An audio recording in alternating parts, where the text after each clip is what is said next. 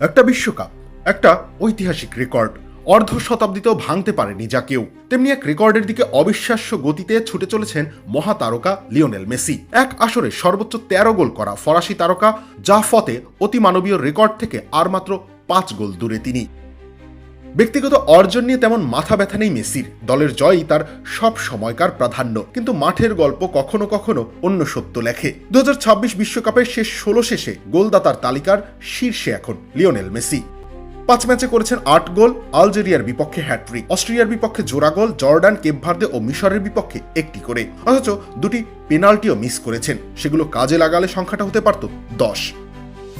মেসির সবচেয়ে বড় লক্ষ্য যেন এখন ইতিহাস। 1958 বিশ্বকাপে মাত্র 6 ম্যাচে 13 গোল করেছিলেন ফ্রান্সের কিংবদন্তি জাফতে। প্রায় 7 দশক ধরে অক্ষত আছে সেই রেকর্ড। সেটি ছুঁতে মেসির প্রয়োজন আর মাত্র 5 গোল। আর্জেন্টিনা ফাইনাল পর্যন্ত গেলে তার সামনে থাকবে সম্ভাব্য 3টি ম্যাচ।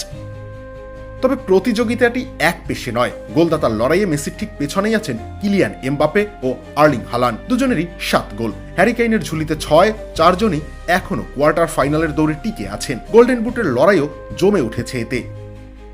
6টি বিশ্বকাপ মিলিয়ে মেসি খেলেছেন রেকর্ড 31টি ম্যাচ, করেছেন সর্বোচ্চ 21 গোল। মিশরের বিপক্ষে গোল করেছেন আরও একটা অনন্য নজির গড়ে। বিশ্বকাপ ইতিহাসে প্রথম ফুটবলার হিসেবে টানা 9 ম্যাচে গোল করার রেকর্ড এখন তার দখলে। এখন প্রশ্ন একটাই, ফুটবলের দীর্ঘদিনের অসম্ভব রেকর্ড কি সত্যিই ভেঙে যাবে? সময় দেবে সেই পরম আরাধ্য জবাব।